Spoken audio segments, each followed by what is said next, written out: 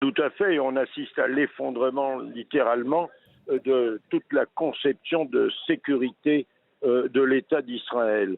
Les renseignements n'ont rien vu venir, la barrière de sécurité qui a coûté des milliards entourant Gaza n'a pas tenu 10 minutes, et puis donc c'est un problème pour Israël fondamental, il va falloir tout revoir, comment ça s'est passé, qu'est-ce qui est arrivé, mais pour l'heure, il faudrait d'abord parvenir à neutraliser tous les commandos du Hamas. Il y en aurait encore pas mal dans des localités israéliennes, détenant des otages, des prisonniers, apparemment des militaires et des civils ont déjà été amenés à Gaza. Et si vous vous souvenez de l'affaire du soldat franco-israélien Gilad Shalit, qui a été détenu par le Hamas pendant des années, il y avait même des manifestations en France à sa faveur.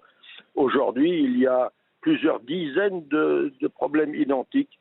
Donc, tout est remis en question. L'équilibre stratégique de la région est en train de changer. C'est fondamental. Alors Charles, vous regardez ces images qui sont ici à l'antenne. On voit la bande de Gaza, on voit de la fumée qui s'échappe de plusieurs bâtiments. Cette bande de Gaza qui est actuellement bombardée par l'armée israélienne. Et dans cette même bande de Gaza, eh bien, on a déjà commencé à fêter cette attaque du Hamas. Je ne sais pas si on va pouvoir voir ces images de célébration. Vous le disiez, il y a effectivement des soldats israéliens qui auraient été capturés. C'est ce qu'a annoncé tout à l'heure le djihad islamique. Le Premier ministre, on l'a entendu, a promis de riposter avec force. Donc c'est la déclaration tout à l'heure à celle du commandant militaire du Hamas, Mohamed Deif. Il appelait tout à l'heure tous ces Palestiniens au combat où qu'ils se trouvent. On va l'écouter.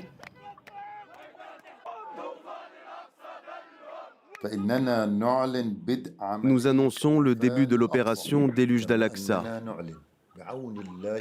Avec l'aide de Dieu, la première frappe de l'opération qui a ciblé les positions de l'ennemi, les aéroports et bâtiments militaires, a mobilisé pendant 20 minutes plus de 5000 missiles.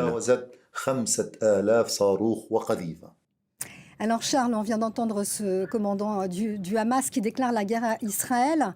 Pourquoi est-ce que le Hamas fait cela maintenant? Est-ce que le Hamas sent finalement qu'il est en position de force face à Israël, selon vous? Écoutez, oui, vous savez, toute la conception israélienne de gérer le problème palestinien, c'était 2005, après le retrait des colonies israéliennes de Gaza, offrir ce territoire Gaza au Hamas et tout doucement annexer la Cisjordanie en utilisant la police palestinienne comme une espèce de milice pour faire régner l'ordre dans les villes autonomes. Cela vient de s'effondrer. La vraie question, c'est maintenant vers quelle solution on va. Cela dit, l'heure est au combat, et là, d'après ce que je sais, ce que je vois, c'est un Israël uni qui rentre dans cette guerre. L'ensemble du mouvement pro-démocratie a annoncé qu'il cessait toutes les manifestations, soutenait l'armée, et les réservistes qui refusaient de se porter volontaires, eh bien, regagnent leurs unités. Une vraie guerre commence. La question est de savoir si elle se passera également à la frontière nord, la frontière libanaise. Est-ce que le Hezbollah va bouger ou pas? Et quid? Donc on est au début d'une grande crise régionale. Donc selon vous, oui, c'est un embrasement qui se prépare et en plus on vient de le dire, c'est le djihad islamique qui a revendiqué ces prisonniers, ces militaires israéliens qui ont été faits prisonniers. Est-ce que finalement on assiste quand même à une action concertée des groupes armés israéliens aujourd'hui palestiniens, pardonnez-moi. Visiblement, c'est visiblement le cas, c'est ce qu'on voit.